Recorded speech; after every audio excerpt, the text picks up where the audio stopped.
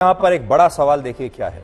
ये जो तीनों लोग थे हमलावर, ये मीडिया के लोग बनके, मीडिया कर्मी बनकर वहीं खड़े हुए थे, बाकी के मीडिया कर्मियों के साथ वहां पर खड़े हुए थे। इनके बारे में इनका एक एक करके मैं आपसे परिचय करवाऊंगा, लेकिन जो खतरनाक बात है वो ये कि ये पत्रकार बनकर वहां पर आए थे। किसी को नहीं पता था कि ये पत्रकार नहीं बल्कि ये हमलावर हैं।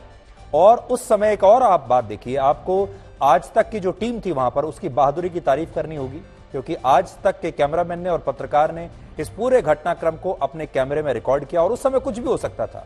ये इन तीनों लोगों की गोलियां संवाददाताओं को लग सकती थी, कैमरामैन को लग सकती थी, और उस समय जो पूरा शूट आउट हुआ उसमें कई पत्रकार घायल हो सकते थे, कई पत्रकारों की जान जा सकती थी। इसलिए आपने ये देखा होगा कि पत्रकार बच तो गए, लेकिन कितना बड़ा जोखिम इन पत्रकारों के ऊपर था वो इन्हें भी शायद इस बात का एहसास नहीं होगा। अब इस सवाल पर आते हैं कि इन तीनों हमलावरों को लेकर एफआईआर में क्या लिखा है, यूपी पुलिस क्या कहती है इनके बारे में, कौन है ये लोग और अचानक कहां से आ गए। पुलिस ने अब से कुछ देर पहले तीनों हमलावरों की तस्वीरें जारी की और बताया कि इन तीनों लोगों का एक ही सपना था, और वो था अतीक अहमद से भी बड़ा गैंगस्टर बनने का सपना। इनमें पहले हमलावर का नाम है लवलेश तिवारी, 22 साल का है, उत्तर प्रदेश के बांदा जिले का रहने वाला है। तस्वीर आप देखिए। पुलिस के मुताबिक लवलेश तिवारी पर अवैध शराब की तस्करी, महिलाओं से छेड़छाड़ और मारपीट के कई मामले हैं, और वो एक लड़की को सरेआम थप्पड़ मारने के मामले में जेल भी जा चुका है। इससे भी बड़ी बात यह कि जब हमारी टीम ने लवलेश तिवारी के माता पिता और भाई से बात की तो उन्होंने हमसे कहा कि वो लवलेश तिवारी से सारे संबंध पहले ही तोड़ चुके हैं, और उन्होंने ये भी कहा कि पिछले काफी समय से वो कई संदिग्ध गतिविधियों में शामिल था और नशे की लत का आदी हो चुका था। दूसरे आरोपी का नाम है मोहित उर्फ सनी सिंह। ये 23 साल का है, उत्तर प्रदेश के हमीरपुर जिले का है। पुलिस के मुताबिक सनी सिंह एक कुख्यात अपराधी है। इसके खिलाफ हमीरपुर में ही कुल मिलाकर 14 मुकदमे दर्ज हैं। इनमें से कई मामले गैंगस्टर एक्ट के तहत भी दर्ज किए हैं। 23 साल के सनी सिंह पर हत्या की कोशिश, लूटपाट, अवैध हथियारों की तस्करी और नशे के कारोबार में शामिल होने के गंभीर आरोप हैं। और हमें यह भी जानकारी मिली कि जब यह अपराधी हमीरपुर की जेल में था तब वहां इसकी मुलाकात कुख्यात अपराधी और गैंगस्टर सुंदर भाटी से हुई थी, और बाद में यह सुंदर भाटी के गैंग में शामिल हो गया था। यानी ये जो कल घटना हुई है उसके पीछे एक गैंग वॉर भी हो सकता है।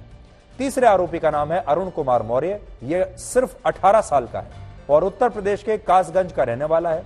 इस अपराधी के परिवार का कहना है कि ये 12 वर्ष की उम्र में ही घर छोड़कर भाग गया था, और इस पर जीआरपी के थाने में पुलिस वाले की हत्या करने का भी आरोप है। यानी अगर आप देखेंगे तो इन तीनों आरोपियों की अच्छी खासी क्रिमिनल हिस्ट्री है। ये तीनों ही पहले से अपराधी हैं और ये तीनों अलग अलग मामलों में जेल जा चुके हैं। हालांकि एक सवाल यह भी उठ रहा है कि जब तीनों अपराधी उत्तर प्रदेश के अलग अलग जिलों से आते हैं तो अतीक अहमद को मारने के लिए वो एक साथ कैसे आ गए। ये तीनों ही हो सकता है कि बड़े गैंगस्टर बनना चाहते हैं, तीनों ही बड़ा नाम कमाना चाहते हैं अपराध की दुनिया में, लेकिन ये तीनों आपस में कैसे मिले, इन तीनों को आपस में ये योजना इनकी कैसे बनी कि ये सब एक जगह आएंगे, एक पत्रकार की भूमिका में आएंगे और पत्रकार बनकर वहां पर अचानक से गोलियां चलानी शुरू कर देंगे। ये बात अभी भी समझ के बाहर है।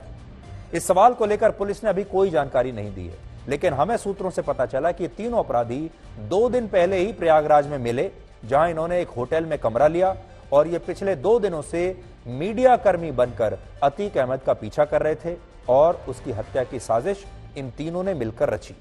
आज पुलिस की तरफ से इन तीनों अपराधियों को अदालत में पेश किया गया, जहां अदालत ने इन्हें 14 दिन की न्यायिक हिरासत में भेज दिया है। लेकिन बड़ी बात यह है, इन तीनों ही अपराधियों के परिवार ये कह रहे हैं कि उनका इन लोगों से कोई लेना देना है ही नहीं, यानी परिवारों ने अपने आप को अलग कर लिया है।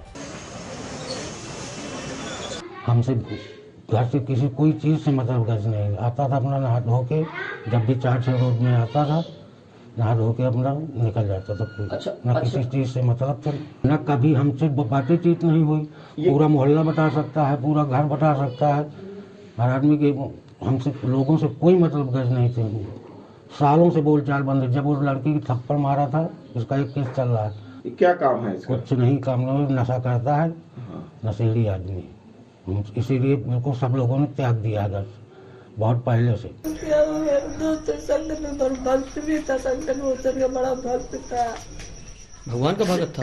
बहुत भक्त भगवान मेरे संग चाय पिए, चाय नहीं पीता तो मेरा संकट मोचन जाए, पहले संकट मोचन दर्शन करके आता था।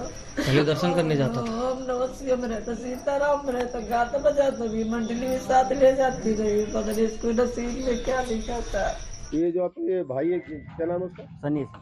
क्या करता था ये ऐसे घूमता फिरता रहता था सर। कुछ मामले हमले भी दर्ज किया उसको? जी सर। कितने लगभग मामले दर्ज? मालूम नहीं है सर।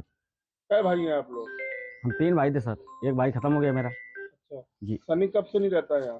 ये काफी दिन हो गए सर। सनी अपराधी कैसे बना? अपराधी सर जाके ऐसे ही जाके घूमता फिरता सर, बस। के पापा खत्म हो गए तो इन्हें घर ले आए, छोटे छोटे हमने रोटी करे खवाई रहती है। जो उदम करते यहाँ हटके थे उन्हें मेरे चाचा ने मार दी। 8-9 साल के यार तब से ही चले गए।